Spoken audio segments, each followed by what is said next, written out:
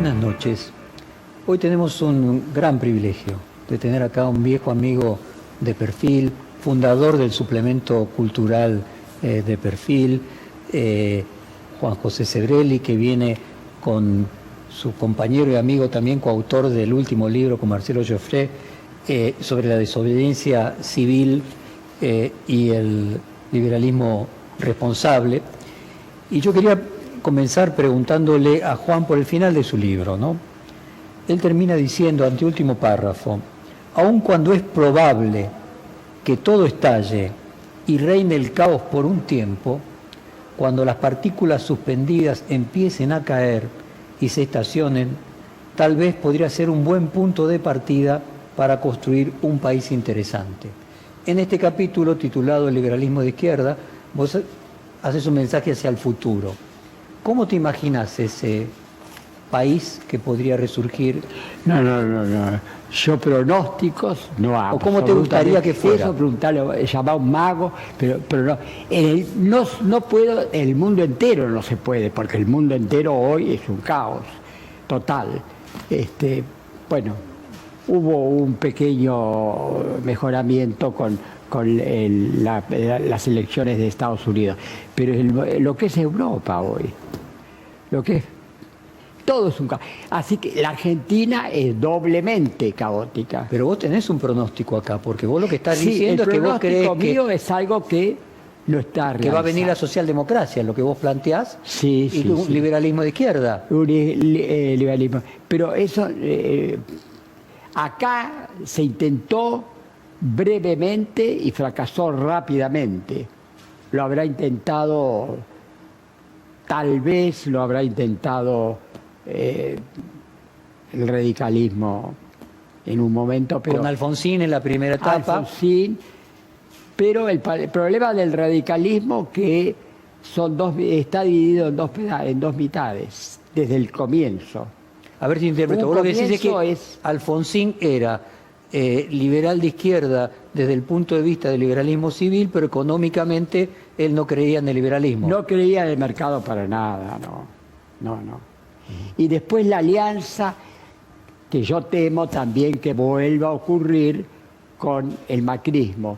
La alianza con que ya de hecho una parte del macrismo está cayendo en esa trampa, que es el caso de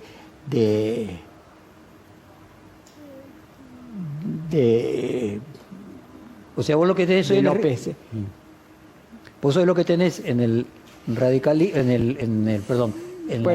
hablando de radicalismo, no, siempre los dos. ¿Cómo? Nos tildamos los dos. No, vos lo que tenés hoy dentro de Juntos por el Cambio es que pareciera que dentro del PRO hay un sector, si vos querés, más conservador y un sector, no sé si llamarlo más progresista. Y no sé a cuál vos te referías. Sí. Pero también pero lo que pasa es que está totalmente mezclado. Por eso yo creo que las palabras izquierda y derecha no deben usarse, porque hoy toda derecha y toda izquierda están entremezcladas. ¿Y qué categorías usar? Sí pueden usar como sustantivo, no deben usarse. Como adjetivo sí. Yo hablo de liberalismo de izquierda. He hablado de fascismo de izquierda. Fui el primero, junto con Giussani, que calificamos a los montoneros. A los montoneros con fascismo de izquierda. Como adjetivo debe utilizarse las palabras izquierda y derecha. Como sustantivo no. No hay, ni aquí ni en ningún país del mundo, hay un partido de derecha en la forma tradicional de lo que se llamaba derecha e izquierda, ya no existe. ¿Y qué sustantivos usás? ¿Cuáles se deben usar? ¿Cuáles serían los sustantivos? ¿Cómo? ¿Cuáles serían los sustantivos? Si asumimos que son adjetivos... No hay, justamente por eso, no hay una izquierda clásica ni hay una derecha clásica, están entremezclados. Sí, pero podrían ser... Por ejemplo, el caso de Trump, que sería un tipo de derecha típica, sin embargo hay sectores de izquierda que lo han apoyado. En la Argentina hay sectores de izquierda que yo conozco que han apoyado a Trump. Es decir, que todo es un revoltijo imposible de desentrañar. Ahora, vos hablás del liberalismo de izquierda y planteás en el final de tu libro Sí, lo un planteo deseo, como una algo- visión. Como deseo, es más como deseo. Lo planteo como algo a largo plazo. Vos sabés que en realidad habíamos llegado al capítulo de la pospandemia y originalmente iba a terminar ahí el libro. Y Juan José me dice, bueno, tenemos que dar alguna solución, no como pronóstico, porque no lo podemos hacer, pero sí decir al menos qué es lo que nosotros desearíamos que pase en un mundo que está dividido entre, de un lado, mayoritariamente populismos de derecha, Trump, Bolsonaro, Duda en Polonia, Orbán en Hungría. Está lleno de populismos de derecha, alguno de izquierda, pero ya como agonizante. Y del otro lado, una incipiente tercera ola de socialdemocracia. Jacinta Ardern en Nueva Zelanda, El caso de Canadá, Trudeau en Canadá. Obama mencionaba. Hasta podríamos hablar de Obama. La primera ola fue la posguerra, los 30 gloriosos años. Los 30 gloriosos. Esa fue la primera ola. Pero esa ola era ambigua, porque había países como Alemania y Francia que respetaban muy claramente el mercado y había otros como Inglaterra que eran más bien keynesianos. Es decir, que no era clara esa socialdemocracia de esos. Una segunda ola, que es la que Juan José, digamos, lo inspiró mucho, que fue Felipe Keynes González. no sería socialdemócrata. ¿Cómo? Keynes no sería socialdemócrata. Bueno, lo que pasa es que la socialdemocracia, en ese contexto de los 30 gloriosos años, sí era socialdemócrata, por supuesto. Lo que pasa es que da la impresión de que con la segunda ola se abandona un poco a Keynes, la segunda ola, Felipe González, Sí. Clinton y Tony Blair. Tony Blair asociado Son con los Anthony últimos Giddens. 3 representantes de la socialdemocracia. Claro. Ahí, Después ya no hay más ahí es nada. como que se abandona un poco ese intervencionismo y es el respeto por el mercado es mayor. Y en la tercera ola, que ya viene con Obama y con Jacinta Ardern y con estos personajes, que es incipiente contra los populismos de derecha, parecería que todavía es más claro el respeto por el mercado. Ahora, Incluso Merkel se podría pensar, pese a que es creyente y eso debilita un poco su postura liberal, Merkel se la podría ver tranquilamente como perdón que te interrumpa, pero a mí me parece que el último capítulo del liberalismo de izquierda tiene una tesis respecto del futuro. Por un lado, táctica, en la idea del liberalismo de izquierda y de la socialdemocracia, pero por otro lado, yo diría más filosófica en el sentido del deseo del ser humano. Quiero leer el primer párrafo de ese capítulo, cuando vos planteás que toda crisis trae cambios y ponés el ejemplo del fin de la Primera Guerra Mundial, que trajo un inesperado jolgorio en un breve ensayo que titula Ecos de la Era del Jazz. Fitzgerald escribe: había que hacer algo con toda la energía nerviosa almacenada que no se había gastado en la guerra. Había una ebullición riquísima en el mundo de las mujeres que empezaron a usar corte de pelo a la garzón, polleras por arriba de la rodilla, e incluso algunas fumaban. Ocupaban puestos de trabajo y en los Estados Unidos se aprobó el derecho a votar, luego en la mayoría de los países, se inventó el preservativo, se aparejó el control de natalidad sin la espera de permiso del Papa. Es decir, lo que vos planteás sería casi freudiano.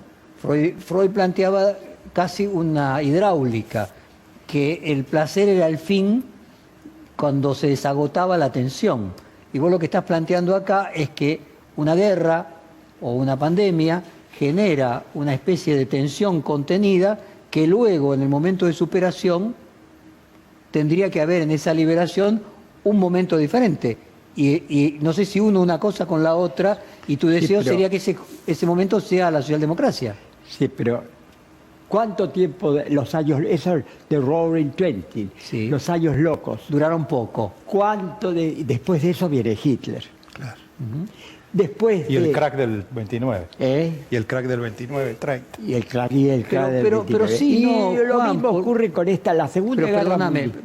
hay gente que dice, con razonable argumento, que en realidad no debemos hablar de Primera y Segunda Guerra Mundial, sino de ambas guerras mundiales como una continuidad Sí, hay no una resuelta, continuidad. ¿no? Entonces podría decir que la socialdemocracia, esa de los 30 años gloriosos, 30 gloriosos pueden ser años. esa continuidad de una sociedad comprimida, en este caso por muchos años de dos guerras juntas, tomándolas como un solo periodo. Las dos tuvieron el mismo final. Los años locos y la llamada los 30 gloriosos años. Pero ellos duraron mucho más, 30 duraron contra poco. 3. Después ¿qué vino? Después vino la Segunda Guerra Mundial, en el primer caso el nazismo, y ahora el caos, porque en este momento no se puede hablar de un avance de la derecha, sino una cosa totalmente caótica. Pero hay algo de lo que Ese dice que- Jorge, ese hay algo de lo que paraíso dice dura Jorge. poco. Fíjate vos que nosotros ahí en ese capítulo, en el capítulo final, el del liberalismo de izquierda, lo planteamos en términos de la Primera y la Segunda Guerra Mundial, básicamente, pero en el capítulo de la historia de las pandemias hay un caso parecido a lo que vos decís, en el sentido de que la salida de las crisis muchas veces necesita cierta liberación, que es el caso de la peste negra del 1300. Porque ahí lo que mostramos es que ahí se incuba el 480. Es decir, ese 1400, con el David de Miguel Ángel como figura emblemática del hombre en cuanto a figura, digamos, un mundo antropocéntrico en contraposición al mundo teocrático de la Edad Media, nace justamente a partir de la peste negra. Pasaron prácticamente 50 años, lo cual para aquella época no era tanto, ¿no? Entre el fin de la peste negra y el nacimiento, y el 480, el nacimiento de otra era, ¿no? Por eso digo Sí, que... pero eso es ir muy lejos. Sí. Porque en esa época, primeramente, que las pandemias no eran universales. Esta es la primera pandemia realmente universal, global. No hay una isla donde refugiarse. Incluso la última gran peste que hubo, que es la del SIDA, pero había formas de liberarse de eso. Ahora no lo hay. Primero. Y segundo, de que, bueno, son historias muy distintas. Sí. Lo único que podemos tomar como ejemplo es la Primera y Segunda Guerra Mundial. Eso lo podemos tomar como ejemplo. Y ni aún así, porque tampoco fueron globales. Sudamérica, por ejemplo, permaneció, en cierto modo, ajena. Sí, hay que ver que la Primera Guerra Mundial también está conectada con una peste, porque es la gripe española. Exactamente. Sí. Ahora, esa socialdemocracia, ese liberalismo de izquierda, no nació en América Latina, nació casualmente en los países que hubo guerra, fundamentalmente en Europa. Sí, por supuesto. Bueno, todo nace en Europa. América Latina está muy todavía en los... sobre todo en esa época todavía estaba muy en su primera infancia. Todo nace en Europa. Pero hay que tomar hay que hacer las comparaciones, pero hasta cierto límite, porque esto es realmente algo muy novedoso. Déjame es muy conectar... novedoso porque es la primera realmente pandemia totalmente global que existe. Bueno, vamos a imaginar que por un instante, como con conjetura, que pueda ser la pandemia un elemento acelerador, disruptivo, que pueda generar tanto un escenario para mal o para bien, y déjame analizar el para bien, que creo que podría tener la utilidad, el valor positivo de dar ideas a aquellas personas que tienen que ser actores del futuro. Y déjame conectar tu último libro con uno que tuviste que reeditarlo 3 veces, que era Los deseos imaginarios, y hacerle el prólogo en cada una de las etapas en lo que lo fuiste escribiendo, y plantearte, Anthony Giddens y Tony Blair convirtieron al laborismo en un partido moderno de la tercera vía. Sí, el laborismo había quedado envejecido. Exacto. ¿Vos creés que dentro del peronismo Cafiero quería lo mismo? No. Cafiero es un mito. Cafiero había sido fascista en su juventud, Era un hombre autoritario. A mí me insultó en esa película documental que se hizo, que aparece él. Está en el libro. No, Cafiero decir, Muy bien. no hay en el viejo Homófobo. peronismo. Homófobo. Homófobo. ¿Hay Y en el otras peronismo cosas. algún y además intento- corrupto. Está la famosa historia del piano donde fue gobernador. Pero, en fin, no, dejemos Y de lado en el a Cafiero. peronismo- Pero no hay otro, yo no conozco otro. Lo más avanzado que podemos encontrar en el peronismo fue Jorge Abelardo Ramos. Pero Jorge Abelardo Ramos nunca ocupó, él era un intelectual, nunca ocupó un lugar predominante. Sí, sus últimos días fue embajador en México, pero no hay figuras realmente destacadas en el viejo peronismo, ni en el actual peronismo. ¿Qué figura destacada uno puede? Piquetto, que se pasó al macrismo. Piquetto es un tipo. Sí, individualmente hay gente que se puede rescatar, yo no lo niego, ¿no? Pero como grupo son trampas. O sea, vos no imaginás un peronismo que pueda evolucionar, como fue el Partido Laborista en Inglaterra, hacia una posición más socialdemócrata. Bueno, pero tiene que cambiarse la parte fundamental, a tal punto que ¿cómo puede seguir llamándose peronismo? Por ejemplo, tiene que dejar de ser un movimiento y convertirse en un partido. Nunca lo fue.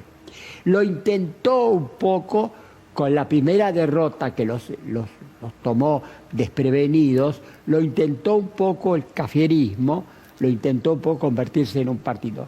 ¿Cuánto duró? Poco. Y cayó, Alfonsín cayó en la trampa, y sobre todo la juventud radical los empujó a la trampa de la unión peronismo-radicalismo. ¿Y qué terminaron? Nombra a un ministro de trabajo, nada menos que de trabajo peronista. Se fue dando un golpazo. Y en el caso de Néstor Kirchner, terminaron, bueno. con la transversalidad y tratar de cooptar parte del radicalismo, ¿hubo también allí un intento, aunque sea declamativo, del peronismo de ayornarse hacia la socialdemocracia? No, ese fue el primer fracaso. El otro fracaso fue el del Frepaso. El Frepaso intentó ser eso. Fracasaron. No, acá en la Argentina no hay ningún ejemplo que rescatar. No hay. ¿Y a qué atribuís de que la socialdemocracia y ideas socialdemocráticas sean tan poco positivas en la Argentina, avancen tan poquito, sean tan pocos los ejemplos y duren tan poco? Lo mejor de la socialdemocracia fue el primer socialismo, la primera etapa del Partido Socialista, que se termina cuando aparece el peronismo, y sobre todo un partido que duró pocos años, que es el Partido Socialista Democrático. Independiente. Cuyos dos líderes eran realmente dos personalidades muy importantes, uno Federico Pinedo y otro Prebisch. No Prebisch, Di Tomaso, que murió. Di Tomaso murió, que hubiera sido era el candidato presidente de Justo. Hubiera sido si no murió. Ahora, la muerte, el imprevisto en la historia existe siempre. Y en la historia argentina ha existido siempre. Los tres personajes que murieron al mismo tiempo, Alvear, Justo, Di Tomaso, y ¿quién otro que también murió en ese momento? Alvear, Justo y... Sí. Hubieran cambiado la historia. La Argentina hubiera sido otra. Perón no existiría. Cualquiera de los tres que hubiera sido... Justo, que era absolutamente a favor de los aliados, la Argentina hubiera sido otra. Cualquiera de ellos que hubieran sido presidentes, la Argentina se hubiera unido a los aliados y luego hubiera participado del Plan Marshall y el peronismo no existiría. Ese fue un momento de el azar de la historia. Decime- La muerte casual de 3 personas. Antes de entrar en el peronismo, no si fueron ni existiría. siquiera asesinados. Quiero agotar el tema de la socialdemocracia. Alberto Fernández, que se define socialdemócrata, ¿qué interpretación le das? Pero Alberto no se le puede tomar en serio nada. No solamente que hoy dice todo lo contrario de lo que dijo en la época que estaba con... eso está bien, porque todos cambiamos, porque el mundo cambia y todos tenemos que... Él cambia en el momento. Él empieza una frase y la primera parte de la frase contradice a la segunda. Por ejemplo, ¿no? La toma de los campos es un delito. Punto y coma. Hace el punto y coma en la frase. Y la segunda parte, este hombre, ¿cómo se llama? Grabois. Grabois no está del todo mal. En la misma frase, en el mismo momento, se contradice. ¿Y a qué No se atribu- puede confiar yo confío muchísimo más en Cristina, porque Cristina sabemos qué es lo que quiere. Cristina va siempre por lo mismo. Él no podemos saber. Es una trampa. Le tendió la trampa a Rodríguez Larreta. Cayó en la trampa de formar los tres, ese grupo ridículo, durante varios meses. ¿Y después qué? Le dio el zarpazo, le sacó la plata. Juan, ¿y Es por qué una crees trampa. Todos los que se unen al peronismo terminan mal. ¿Y por qué Eso crees que está en la historia.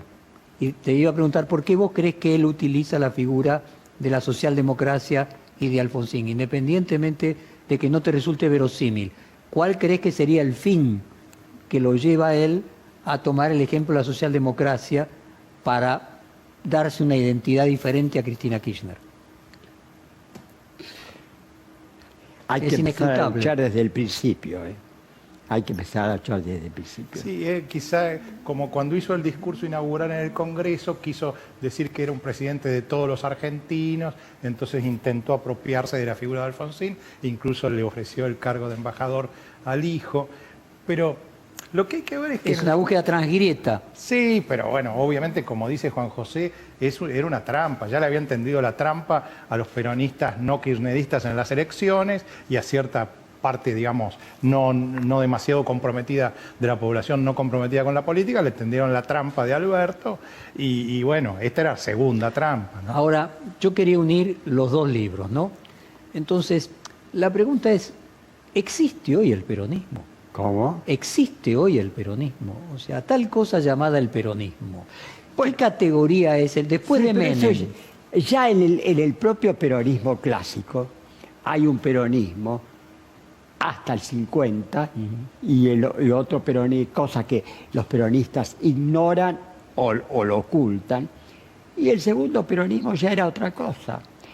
Cuando empieza la crisis económica, que exactamente tenemos una fecha, 1950, el peronismo clásico, la fiesta peronista, no dura 6 años todo el gobierno de Perón, dura 3 años, hasta el 50. En el 50 empieza la crisis y empieza la inflación.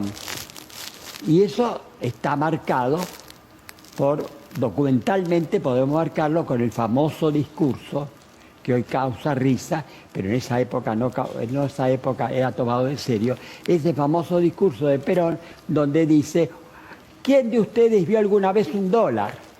Eran esas ironías típicas de... Claro, efectivamente, la mayor parte de la gente no había visto un dólar. La clase obrera... Hoy no lo puede hacer ese chiste. Desde entonces, la inflación vino para quedarse. Salvo los 10 años de la convertibilidad, vino Ahora, para fíjate quedarse. esto. ¿Algún principio de cohesión debe existir para darle continuidad, si vos querés tipo Heráclito, de que van cambiando, pero hay alguna forma de continuidad? Entonces quería hacerle un prólogo a la pregunta. Menem modifica la ideología del peronismo por lo menos de 180 grados. Sí, fue el menos peronista de los de todos peronistas. los Yo sí peronistas. tengo que rescatar un peronista, lo rescato a Menem. pero tampoco era un estadista. Él aprovechó igual como circunstancias. la política económica de Menem de algún modo ya estaba larvada en esa segunda parte de Perón, el Perón de Gómez Morales. Claro, sí, estaba sí, ahí. sí, ya estaba larvado. Pero exacerbado. Larvado en Menem. En Menem, ¿no? Digamos. Sí, Larvado y la gran exacerbado. diferencia, me parece, la gran diferencia, no sé si compartirá Juan José, pero la gran diferencia es que en esa segunda etapa de Perón, entre el 50 y el 55, simultáneamente que hacen una política económica más liberal, a la vez exacerba el autoritarismo. Exacerba en para cambio, contrabalancear. en Menem, Es la hay cierto autoritarismo al principio, cuando cambia la corte y elimina casi todo, enerva todos los mecanismos de control, pero después en general hubo libertad de prensa, dentro de todo. Bueno, sí, había creo que democracia. algún problema tuvo la prensa, pero en general hubo cierta libertad general, que no fue el caso de Perón. Pero a ver, siguiendo con ese planteo, uno tiene un presidente como Menem dentro del peronismo que representaba una idea por lo menos antagónica con la de Néstor Kirchner. Luego uno tiene un presidente actual que dice que está más influido por el movimiento hippie que por las 20 verdades peronistas y que se autotitula socialdemócrata. Evidentemente el eclecticismo es tan amplio que me permito preguntar si realmente el peronismo como tal es una categoría y qué lo une, qué elemento de identidad le podemos asignar a tal cosa llamada el peronismo. Sí, hay algunas cosas que se mantienen. El peronismo es en la parte es antirrepublicano, no cree en la división de poderes, por ejemplo, teóricamente, aunque después tenga que hacer algunas concesiones. Ahí ya tenemos uno. Y qué positivo? Es nacionalista en un mundo que es global. Uh-huh. ¿Y qué hay de positivo que haga que la gente lo vote? ¿Qué elemento crees vos que la gente le ve de identidad que se puede identificar? Hay una cultura popular populista. Uh-huh. ¿Qué diferencia hay entre el Uruguay, para no hablar cuando esas comparaciones que se hacen con Suecia, Alemania? Es absolutamente absurdo, pero con el Uruguay no es absurdo, lo tenemos ahí cerca, ¿no? Lo tenemos ahí bien cerca. El origen es el mismo, podía haber sido una provincia de Argentina. ¿Qué diferencia? La diferencia empieza en 1916, cuando en el Uruguay triunfa el socialismo, Ordóñez, que era un hombre modernísimo, que impone la separación de la Iglesia y del Estado, que impone el divorcio, que impone el voto femenino, y que incluso que hace una obra de sería como si hubiese ganado el comparable socialismo en la Argentina, como si hubiese ganado el socialismo en la Argentina antes de la llegada de Perón. Claro, si en vez de haber ganado Irigoyen, que fue el origen del populismo, porque yo siempre se ofenden los radicales, me maldicen, pero ese fue el origen del populismo. Irigoyen era un populista. Irigoyen odiaba el Congreso, nunca entró en el Congreso porque decía que en el Congreso estaban los enemigos. Él hablaba de enemigos, no hablaba de adversarios. Detestaba a los adversarios, al socialismo y al conservadorismo. Nunca entró. Él fue el primero de hablar del movimiento. Él no creía en los partidos políticos, no quería que se hablara del Partido Radical, quería que se hablara de la Unión Cívica Radical, es decir, la unión de todo. Es decir, nosotros somos el país, el todo. Nosotros somos el todo, y los otros son los enemigos. Eso lo inventó Irigoyen, ni siquiera lo inventó Perón. Notablemente, esa dualidad política que señala Juan José es la misma que se marcó en la gestión de la pandemia.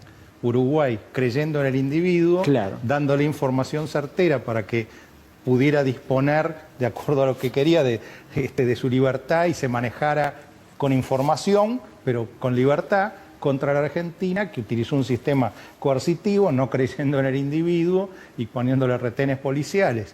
Uruguay tiene poquísimos muertos, la Argentina tiene muchísimos. Ahora, no, yo confieso, yo creo, siempre lo he dicho, en varios libros lo he desarrollado, creo más en las regiones que en las naciones. Yo creo que la nación es un producto político, la región es un producto natural, ¿no? Yo me siento más identificado con un montevideano que con un formoseño, con lo cual no me siento de ninguna manera. Y bueno, a esa cercanía natural hablamos el mismo, tenemos el mismo tono de lenguaje con los uruguayos. No lo tenemos con un cordobés ni con un norteño. Somos distintas ideologías, hasta en las artes populares. El tango es el típico arte popular en una época, ya no hoy. Nació en Buenos Aires y en Montevideo al mismo tiempo, dos ciudades portuarias. A ver, vos lo que estás diciendo es que Argentina no logró parecidos. construirse en una nación, que es un país, pero no logró construirse en una nación. No. Juan, a ver un atributo que pueda ser positivo, que unifique al peronismo tan distinto ideológicamente y que explique de alguna manera por qué se lo vota tan recurrentemente. Algo del que vos te referís del bonapartismo en un sentido decisionista, como que hay una idea de que el peronismo hace las cosas. Por ejemplo, vos citaste en tus libros claramente un hecho que es histórico, de que la mayoría de las leyes que Perón y Evita llevaron adelante ya estaban propuestas en el Congreso por el socialismo. Ya faltaba la firma, nada más. Varias y propuestas de hacía varias décadas inclusive. Con ese ejemplo de Uruguay, de que el voto femenino estaba desde comienzo 1916. Ahora, es el peronismo el que la lleva adelante.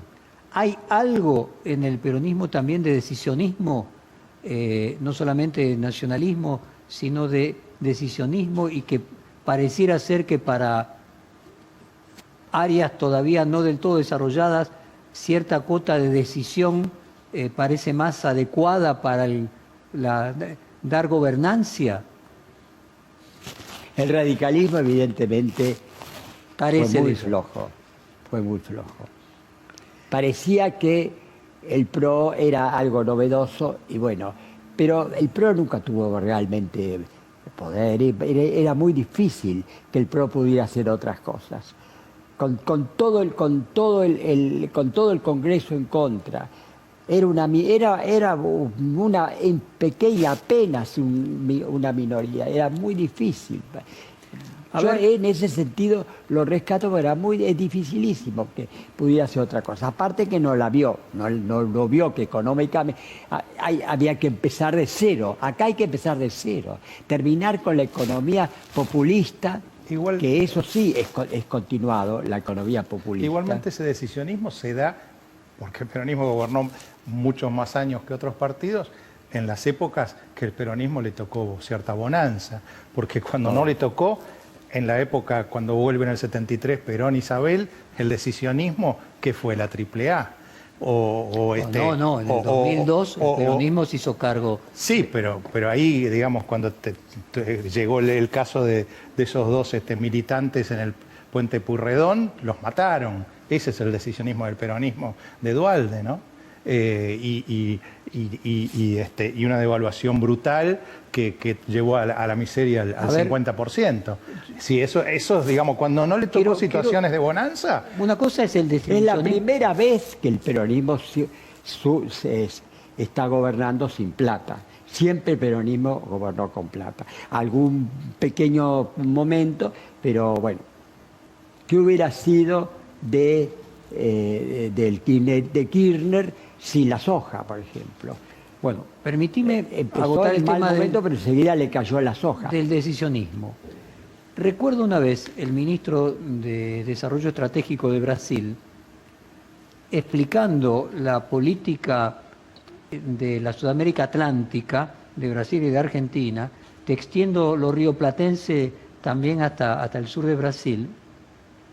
Recordá que Getúlio Vargas era del sur de Brasil, casi fronterizo a Uruguay, y eran de los gauchos, de las pampas brasileñas. Bueno, este ministro de Asuntos Estratégicos me decía, mire señor, Hay dos tipos de partidos, el partido de las ideas y el partido del poder. El partido de las ideas es ese que se queja de por qué en nuestros países las cosas no son como en Europa, y valen tanto para la derecha como para la izquierda, valen tanto para la socialdemocracia como para el liberalismo conservador. Y los partidos del poder son aquellos que hacen en cada momento lo que se puede hacer, lo que hay que hacer, lo que la sociedad quiere. ¿Podría considerar al peronismo como un partido del poder y que esta es una de las características que le dan continuidad a lo largo del tiempo? No la ideología, sino el hecho de hacer lo que haya que hacer en el momento que sea. La ideología existe, no se puede negar. El pueblo cree emocionalmente en el peronismo. Hay que hacer una revolución cultural, fundamentalmente, que no la hizo evidentemente el último partido democrático que tuvimos, no la hizo. El nacionalismo, la euforia total que tuvo la guerra de las Malvinas, que era la locura más grande que hizo el país. Era salir con un ejército totalmente falto de todo poder militar a luchar contra la OTAN. Era un disparate. La gente salió a la calle, las madres salieron sabiendo que sus hijos iban a morir, desgraciadamente, aparte de morir, no tanto por las balas de los ingleses, sino por el hambre y el frío que soportaron porque no tenían la comida, se lo robaban los militares y cosas por el estilo. Eso revela hasta qué punto la revolución cultural es imprescindible. Lo que pasa que, fíjate vos, por ejemplo, Macri, ¿cómo aplicaba el decisionismo que vos decís no siendo peronista? Porque él ahora Cristina en el Senado quiere sacar a Bruegel y Bertuzzi, va al Senado, no le importan los discursos, lo dijo explícitamente, creo que se lo dijo a Lustó, ¿para qué va a hacer el discurso si ya sabe cómo va a votar? Y ya sabían cómo iban a votar ellos, bueno, en definitiva, ya se sabe cómo va a ser el resultado. Cuando Macri quería nombrar un juez o que quiso nombrar a la procuradora o lo que fuera, tenía el Senado en contra. Cuando quiso sacar la ley de las jubilaciones, le tiraron toneladas de piedra. Es decir, como venía, digamos, ya un Congreso que estaba el Senado básicamente con el peronismo, ¿cómo podía hacer decisionismo Macri en esas condiciones? Solo negociando. Eso que llaman gradualismo, por ejemplo, y que tanto le critican a Macri, en definitiva, mostraba la debilidad de su gobierno. O sea, lo que vos decís es que finalmente los gobiernos no peronistas no pueden ser decisionistas porque son minoritarios. Claro, porque vienen de una situación de elecciones anteriores que había ganado el peronismo y entonces tienen colonizado el Congreso, y el que coloniza el Congreso coloniza el Poder Judicial. Esa es una carencia de los que se le oponen. Ahora, déjame seguir buscando, aprovechando acá a Juan José, de seguir buscando el elemento que unifica al peronismo.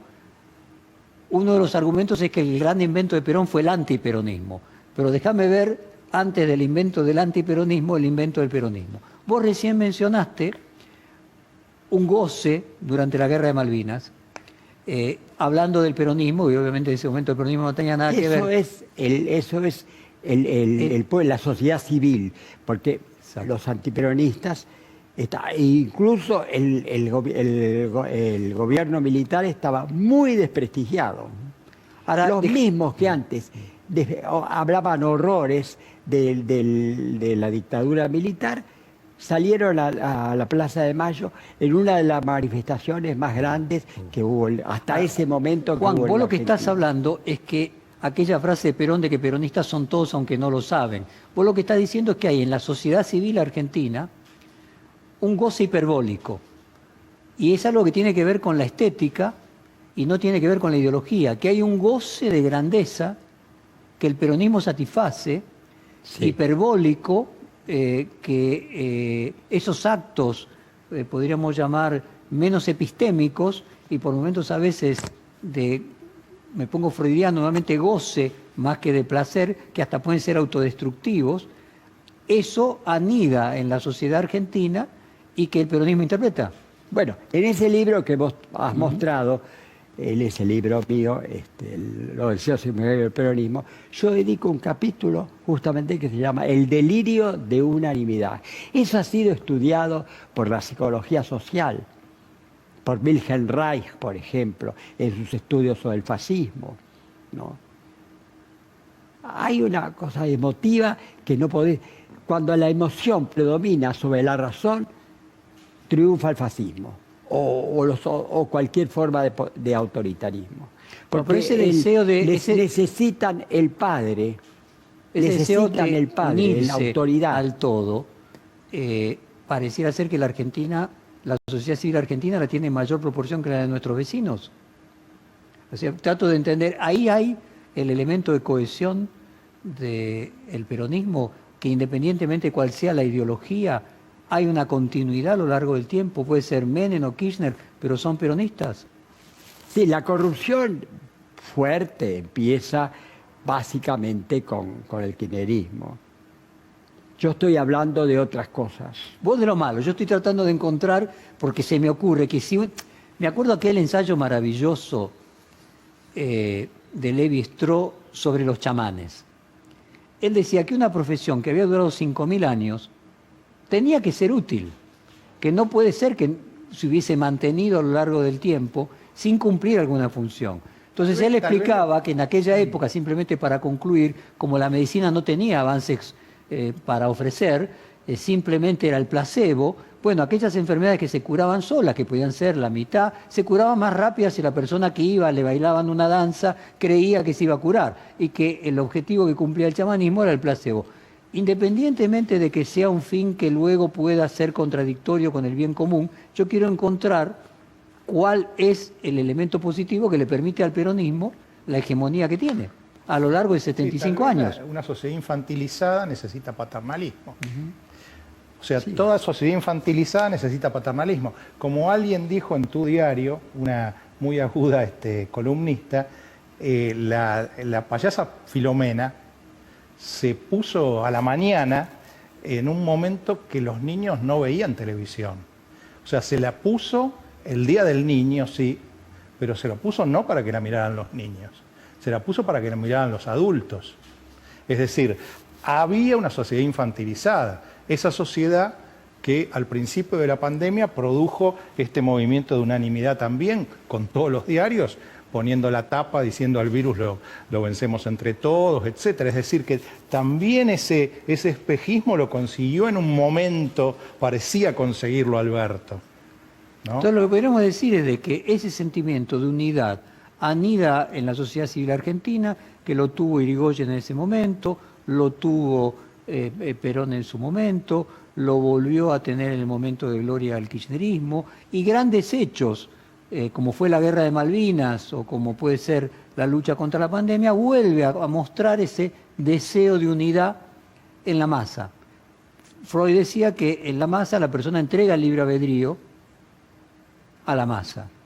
Pero bueno, que ese sería el elemento que aglutina una de las fortalezas del peronismo. Te estoy preguntando. El problema es básicamente la sociedad civil. Yo no hablo de la masa, porque la masa puede ser, uno piensa en la masa como en la clase obrera o algo por el estilo. Eso existe en la Argentina y existió en el país más avanzado de Europa en su época, que era Alemania. Como Alemania, es decir, que es un fenómeno que hay que tomar en cuenta como el fenómeno prioritario, más que un fenómeno político. Por eso no hay que definir al peronismo ideológicamente. ¿Sí? No hay que definir al peronismo ideológicamente, porque ya hemos visto que pueden tener ideologías económicas totalmente diferentes. Hay otro elemento más importante que la ideología, que sin ninguna duda define al peronismo. Bueno, Clau dice que es un significante vacío, que ahí, digamos, se buscan los movimientos populistas, buscan demandas insatisfechas. Pero esos movimientos populistas no duran 75 años. O sea, evidentemente la longevidad del peronismo hace reflexionar sobre, bueno, cuáles son sus atributos como síntoma síntomas de la Argentina. Les propongo un corte comercial y volvemos ahora con más preguntas y vamos más al presente y no tan al pasado. En un minuto volvemos.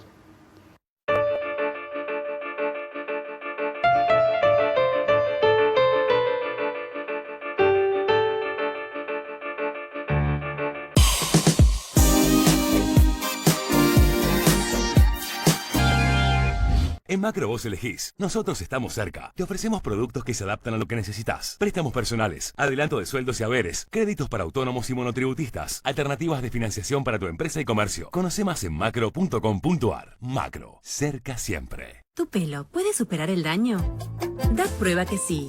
Expusimos los pinceles a daños extremos y luego tratamos un pincel con DAV. La diferencia es clara. DAV es insuperable en la regeneración del daño. Borges y Cortázar vivieron aquí. Hoy, como un imán, congrega jóvenes escritores, músicos, cineastas y artistas. Palermo, un barrio que crece y nunca descansa. Y ahora, con la nueva sucursal Bulnes de Adrián Mercado. La energía argentina está en cada uno de nosotros. Es la que nos une.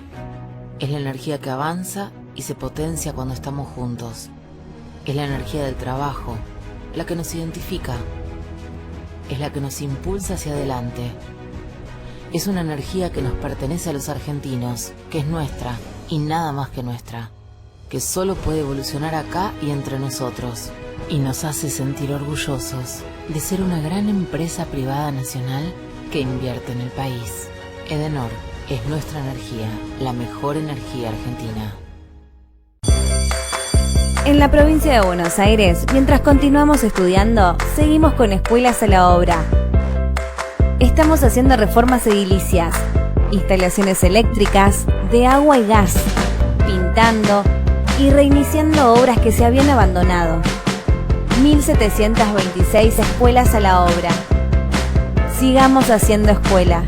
Gobierno de la provincia de Buenos Aires. En Frávega tenemos mucho más para vos, mucho más para jugar, mucho más para trabajar, mucho más para cocinar, mucho más para entrenar y mucho más. Seleccionados con súper descuentos, cuotas y envíos a todo el país. Frávega, cerca tuyo siempre. Es obvio, tener una infección vaginal es súper incómodo. Estás molesta y de un humor no te bancás. Sentís picazón, ardor y no la pasás bien cuando tenés relaciones sexuales. Para eso, tengo una solución. Lomecan de un día es nuevo, un óvulo una sola vez. Con una sola aplicación, Lomecan un día elimina el hongo que produce la infección. De una, estás lista para lo que te gusta. Nuevo Lomecan un día, el de un óvulo, para las chicas que van de frente. Mía es más tuya que nunca porque tiene todo lo que vos necesitas. Moda, tendencia, salud, consejo, belleza, cocina, coaching, todo. Mía es más tuya que nunca porque crece con vos. Cambia y se renueva. Mía es más tuya que nunca porque tiene un precio pensado para vos. Solo 78 pesos. Mía es más tuya que nunca. Encontrala en todos los kioscos del país. Revista Mía, más tuya que nunca. Todos los jueves encontrate con Mía. Depiladas, naturales, únicas. Nuestra fórmula con triple acción te brinda 48 horas de protección, un cuarto de crema humectante y suavidad por más tiempo. DAV cuida todas las axilas. Todos sabemos que lo que de verdad importa es el sabor. Y solo Hellmann's tiene el sabor irresistible de la verdadera mayonesa. Hellmann's, el verdadero placer está en el sabor. Prepárate para lo que viene. Alical, doble acción, doble alivio. La ropa evoluciona, la forma de cuidarla también. Nuevo Skip líquido. El único con tecnología Fiber Care Serum, que protege tu ropa contra los 5 signos de daño. Nuevo Skip líquido. ¿Tu pelo puede superar el daño? DAV prueba que sí.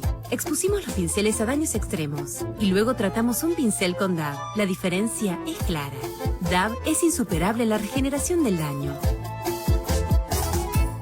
A vos, ¿qué te marcó en la vida? Hacé que esas marcas queden en tu historia, no en tu piel. Cicatricure Gel con tecnología regeneradora reduce cicatrices de quemaduras, operaciones y estrías, mejorando su textura, tamaño y color. Ahora que cicatrizó, quiero que desaparezca. Cicatricure Gel. ¿Cuánto podés limpiar con una sola botella de Cif? Un montón. Es sorprendente todo lo que rinde una sola botella de Cif Crema. Revela la belleza de tus objetos una y otra vez. Chau, gastar de más. Bienvenida, belleza. Rexona Clinical presenta la máxima eficacia antitranspirante en aerosol en situaciones de esfuerzo extremo, libre de transpiración y mal olor. Nuevo Rexona Clinical en aerosol. Rexona no, nunca, jamás, en ninguna ocasión te abandona. Siempre me preguntan cómo hago para cuidarme la piel. La clave es usar una buena crema todas las noches y te voy a recomendar una muy accesible. Uso Teatrical Antiarrugas, la roja. Única con células madre de la flor Butleja davidi. Antes de irme a dormir, la aplico así. Notas la piel más hidratada y reduce las arrugas. Además trae el doble de contenido que otras cremas y cuesta menos. Teatrical, el cuidado de belleza que conviene. Depiladas. Naturales. Únicas. Nuestra fórmula con triple acción te brinda 48 horas de protección, un cuarto de crema humectante y suavidad por más tiempo. DAB cuida todas las axilas. Soy Héctor Maugeri, vicedirector de la revista Caras, la revista de las celebridades, la única autorizada para contarte lo mejor todas las semanas. Flor Torrente, soy una guerrera. La actriz y una de las revelaciones del Cantando dice que la pandemia y el aislamiento la obligaron a reformular su universo afectivo. En la meditación encontró armonía y templanza. Confiesa que su noviazgo se inició a través de escenas virtuales y románticas videollamadas. Crecer entre mujeres fuertes, su madre Araceli González y su abuela Rosa la motivaron a decir lo que siente y luchar por lo que cree. Además, máxima en el palacio, discurso online en el despacho de su suegra, Los Merlos, 3 generaciones y una misma pasión. Llevamos el polo en la sangre. Ingresá al Mundo Caras y recorre con nosotros la red carpet. Tengo cólicos, ando con colitis o me cuesta ir al baño. QG5, para mí fue la solución. Si tenés inflamación, cólicos, dolor, espasmos, gases, QG5 es el primer medicamento con guayaba de origen natural para tu intestino cuando está sensible, que te desinflama y alivia el dolor. ¿Querés saber más? Consulta a nuestro especialista en intestinosensible.com. Todos los días nos enfrentamos al sol, a la transpiración y a la contaminación. Y tu pelo también lo siente. Libera tu pelo de impurezas con el nuevo Sedal Carbón Activado y Peonías. Su fórmula, con carbón activado, purifica cada fibra de tu pelo, dejándolo suave e hidratado. Y con una increíble fragancia a peonías. Sedal, pelo tan increíble que nada nos frena. En Frávega tenemos mucho más para vos, mucho más para jugar, mucho más para trabajar, mucho más para cocinar, mucho más para entrenar y mucho más. Seleccionados con super descuentos, cuotas y envíos a todo el país. Frávega, cerca tuyo siempre. Te preparaste toda la vida para tener lo que tenés. Necesitas una compañía que esté preparada para protegerlo. Somos Mercantil Andina, una compañía con más de 90 años y sucursales en todo el país para estar a tu lado cada vez que lo necesites. Mercantil Andina Seguros, incondicional. Número de inscripción 116, Superintendencia de Seguros de la Nación. Rexona Clinical presenta la máxima eficacia antitranspirante en aerosol en situaciones de esfuerzo extremo, libre de transpiración y mal olor. Nuevo Rexona Clinical en aerosol. Rexona no, nunca, jamás, en ninguna ocasión te abandona. La ropa evoluciona, la forma de cuidarla también. Nuevo Skip Líquido, el único con tecnología Fiber Care Serum que protege tu ropa contra los 5 signos de daño. Nuevo Skip Líquido.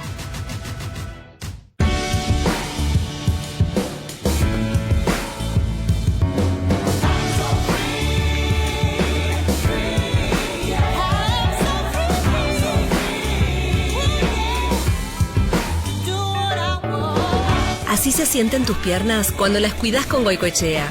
Aplicala con un suave masaje para aliviar todas esas molestias. Dale a tus piernas la libertad que merecen. Goicoechea, el especialista en piernas. Llegó el verano y tus piernas lo saben. No te pierdas la nueva promo de Goicoechea Gel Fresh Breeze o Goicoechea Gel Verano con 30% off. Mía es más tuya que nunca porque tiene todo lo que vos necesitas. Moda, tendencia, salud, consejo, belleza, cocina, coaching. todo. Mía es más tuya que nunca, porque crece con vos. Cambia y se renueva. Mía es más tuya que nunca, porque tiene un precio pensado para vos. Solo 78 pesos. Mía es más tuya que nunca. Encontrala en todos los kioscos del país. Revista Mía, más tuya que nunca. Todos los jueves encontrate con Mía. Tengo los espasmos, los cólicos. Pensé que era normal que por comer apurada se me hinchara la panza. Es increíble, enseguida todo lo que me pasa por acá. Si tenés inflamación, cólicos, dolor, espasmos, gases, QG5 es el primer medicamento con guayaba de origen natural para tu intestino cuando estás sensible, que te desinflama y alivia el dolor. Se siente la diferencia. ¿Querés saber más? Consulta a nuestro especialista en intestinosensible.com. ¿Tu pelo puede superar el daño? DAV prueba que sí. Expusimos los pinceles a daños extremos y luego tratamos un pincel con DAV. La diferencia es clara. DAV es insuperable en la regeneración del daño.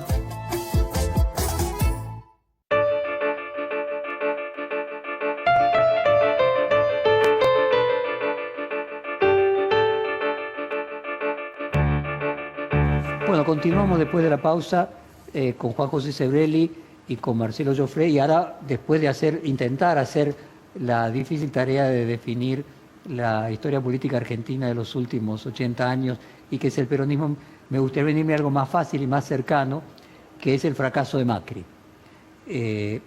¿A qué lo atribuís, más allá de lo que no el depende fracaso de Macri y de todos los gobiernos democráticos? Todos han fracasado. ¿Y a qué lo atribuís? Al peronismo. Pero no hay una... Vos sos sartreano, ¿no? Sartre decía que uno hace con uno lo que primero otros hicieron con uno. O sea, uno tiene libre albedrío, uno puede hacer algo. Echarle la culpa al peronismo me parece que infantiliza a la política, a todos los demás. Yo lo que digo fundamentalmente, la culpa no la tiene en última instancia el peronismo, la culpa la tiene la sociedad argentina por darle esa sociedad civil, por el pueblo, como se dice demagógicamente. Y pongo el ejemplo del nazismo en Alemania. En Alemania no se podía decir que era un pueblo estúpido, sin embargo los premios Nobel de física y de ciencia estaban enloquecidos con Hitler. Eso es una cuestión de... Hay que hacer la revolución cultural, básicamente la revolución cultural. ¿Y los líderes no son responsables de eso? Es decir, la oposición por que ha gobernado... Por falta de cultura, por falta de... Tal es la falta de cultura que la mayor parte de la gente que leyó la gente del mundo de la cultura, escritores, intelectuales, políticos y también periodistas que me escucharon hablar sobre la desobediencia civil. La desobediencia, pensaron que lo había inventado yo. Eso es un término que figura en todos los libros de teoría política. Se inventó en el siglo XIX, pero en el siglo XX los más grandes, los teóricos de la política lo han usado. Habermas, que es la escuela de Frankfurt, lo usó desobediencia y a favor, por supuesto. Lo usó ahora no hay una Norberto Bobbio, lo usó el inglés, ¿cómo se llama el inglés? John Rawls, norteamericano, Dworkin también Dworkin, no, el inglés, el Giddens, lo usó Giddens. Anthony Giddens. Los más grandes sociólogos y politólogos del mundo han usado el término. Tal era la y lo han usado a favor. Tal era la ignorancia del tema de la desobediencia civil, que pasó dos pequeñas anécdotas. Una, el propio periodista que lo estaba entrevistando a Juan José en ese momento, que era Seigman. Él mismo, ahora, varios meses después, dice, yo en ese momento sentí como cuando en los aviones empieza la turbulencia y la voz en off dice, abróchense los cinturones, ¿dónde me metí? ¿Cómo salgo de esa es la primera anécdota para mostrar, digamos. La segunda, un intelectual en principio sólido, de izquierda, José Pablo Feynman, entrevistado en un canal de televisión, dijo, ¿pero qué está diciendo Sebrelli? La desobediencia civil, Thoreau la pensó para las dictaduras. Cuando él practicó la desobediencia civil, lo hizo en una dictadura. José Pablo Feynman dijo esto. Thoreau, la desobediencia civil la practicó en Estados Unidos en 1846, cuando estaba el 10º presidente democrático de Estados Unidos. Unidos. De Santo Tomás de Aquino y la idea de matar al dictador, ¿no? Que es una de las formas de la... Ahora, yo quería ir a tu autopsia de estos últimos 4 años. Vos me decías, le pasó a Macri lo mismo que le pasó a la Alianza y lo mismo que le pasó a Alfonsín. Es decir, todos los gobiernos que no son peronistas no logran tener éxito. ¿Qué responsabilidad le cabe a esos gobiernos, independientemente de la responsabilidad que pueda tener el peronismo? Vuelvo a aquello de Sartre. ¿Qué hacemos nosotros con lo que otros primero hacen con nosotros? Yo lo veo muy difícil salir de esto. Alemania salió del nazismo con destruida, en Berlín no quedó piedra sobre piedra, por ejemplo.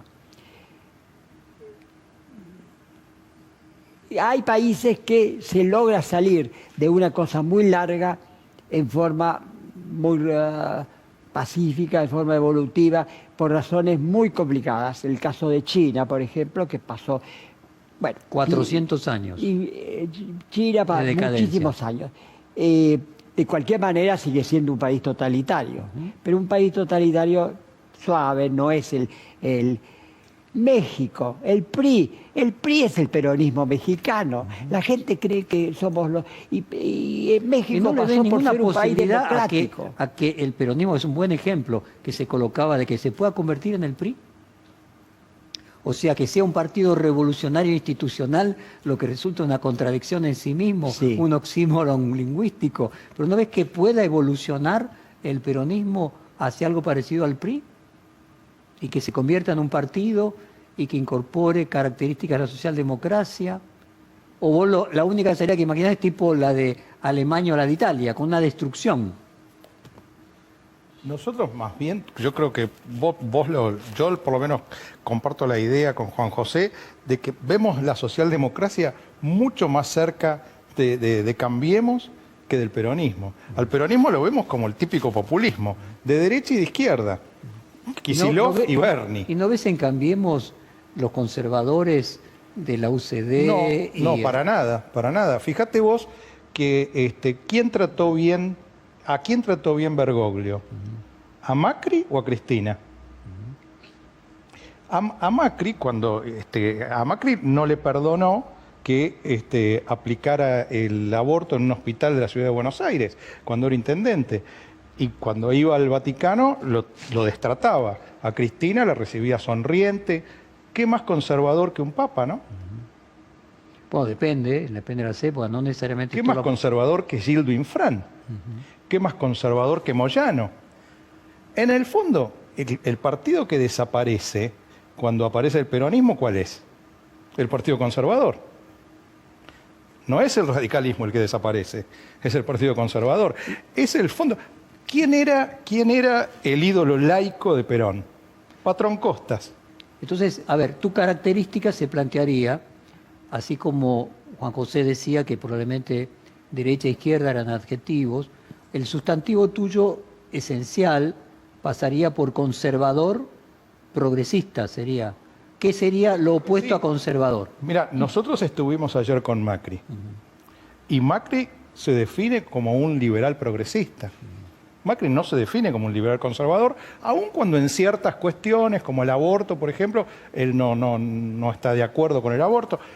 Pero digamos, perdóname, para ser progresista, para ser liberal de izquierda, ¿no primero hay que por lo menos tener respeto por lo intelectual? Macri es un antiintelectual. Por algo nos recibió ayer a nosotros. Y probablemente por conveniencia, para recibirlo porque... No, pero muchas veces me por eso, sí. ¿A vos crees que Macri es un intelectual que respeta la vida intelectual? No, diga, que la respeta pero sí. Respeta. Que la respeta sí, digamos, él reconoce, digamos, que no hubo una batalla intelectual que se debió dar. Pero si él desprecia lo intelectual, ¿cómo? No puede dar una batalla sobre un terreno que él desprecia. No es Vargas Llosa. Macri no es Vargas Llosa, ¿eh? No, pero bueno, por algo Vargas Llosa justamente siempre lo apoyó. Justamente pero que Vargas Llosa apoye a una identidad ideológica en la que él sienta que se siente más cómodo, quiere decir que Macri sea una persona que tenga los valores intelectuales que tiene Vargas Llosa. No, por supuesto, pero lo que sí es claro es que Vargas Llosa no es un liberal de derecha, como si lo consideran algunos. Nosotros consideramos, y en el libro está puesto, que Vargas Llosa en cada una de las opciones que tuvo, el referéndum de Colombia, por ejemplo. Lo leí, y Vargas Llosa también se opuso a Trump, lo leí claramente, y se opuso a Singapur, un país absolutamente liberal en lo económico, pero sin libertades civiles. Yo lo que estoy tratando de decir es de que yo encuentro que en la socialdemocracia hay valores, en ese liberalismo de izquierda, que requieren también algo que no es materialista. No es materialista. Yo dudo de que Macri tenga capacidad de análisis de cuestiones que excedan al materialismo. Mira, cuando dos chicas en la biela se estaban besando hace unos años y un mozo las echó, el macrismo, que estaba gobernando la ciudad de Buenos Aires, fue y le hizo hacer un curso a todos los mozos de derechos humanos. Sí. Eso es inclusión. Y la inclusión es guidance. Eso en política está lleno de actitudes. Está bien, vos podrás decir es táctico. Pero la cuestión de fondo es si demostró durante su gobierno alguna preocupación por los hechos culturales. Tuvo 4 años gobernando. Bueno, vos decías, por ejemplo, que cuando asumió en la ciudad de Buenos Aires, todo el mundo decía, va a desaparecer el Bafisi. No solo no desapareció, sino que el Bafisi creado por Ibarra, que solo se hacía en los cines de Barrio Norte, se empezó a hacer en todos los cines de la ciudad de Buenos Aires, de los barrios menos aventajados. Mira, no quiero gastar el reportaje de nuestro tiempo en eso. Quiero dejar claro que para mí Macri no es un liberal de izquierda, es una persona que no tiene ningún respeto por lo intelectual, pero respeto tu opinión respecto de Bueno, de digamos Macri. que es un centro tirando más a la izquierda que a la derecha. Llamémosle así. No liberal de izquierda. Él no se sentiría liberal de izquierda, obviamente, pero estamos tratando es anodino, de buscar... es anodino, entonces no es nada, entonces al ser anodino no es de derecha, pero a los fines, me parece que desde el punto de vista cultural, quien podría representar, mirá, Tony Blair, lo que estamos hablando de liberal de izquierda, incluso Anthony Giddens, incluso... bueno, lo que mencioné de Tony Blair, Alfonsín con sus... Mira, yo creo que si vos tenés que elegir entre liberal de izquierda... Alfonsín es una prueba de que aliarse al peronismo te lleva al fracaso. Mirá cómo terminó Alfonsín. Puede ser un error. Terminó peor que Macri. Puede ser Macri no terminó bien, pero Alfonsín era terrible. Déjame hacerte esta pregunta que me parece crucial. Vos decías que son adjetivos. Entonces vos tenés por un lado liberal y de izquierda porque es progresista, está a favor de las libertades individuales, del aborto, de todos los derechos civiles, es moderno, no cree en las religiones que sean obligadas para imponer a las personas, y luego es liberal porque cree en el valor del mercado. Entonces vos tenés dos componentes, podríamos decir el liberalismo por un lado y el socialismo, progresismo por el otro. Si vos se te dan en uno solo de estos dos factores, y obviamente lo ideal es la combinación de los dos, pero tenés que elegir entre uno solo, ¿cuál de los dos preferís? No, ninguno de los dos. Ninguno de los dos. Tienen que estar juntos. Porque la sociedad está compuesta por el Estado, el mercado y la sociedad que está en el medio de eso. Y bueno, el mercado solo es lo que ha gobernado el mundo desde la caída. Ahora, un verdadero liberal creería, al revés de Marx, de que primero está la superestructura y después la infraestructura. Que un verdadero liberal primero tiene que creer que es más importante el liberalismo civil que el económico va a ser un derivado de eso. Y si tuviera que elegir entre las dos, tendría que elegir... No sé, porque a su vez el liberalismo surge en un mundo que estaba en transición hacia el capitalismo. Bueno, te propongo otro reportaje después porque me están diciendo el control que nos pasamos de la hora. Muy interesante. Muchísimas gracias por venir acá en este momento. Felicitaciones por el cumpleaños 90, felicitaciones por haber también superado al coronavirus, felicitaciones porque sigas escribiendo y te mantengas tan activo y tan joven. Muchísimas gracias y muchísimas gracias también a vos por estar acá. Gracias a vos. Gracias.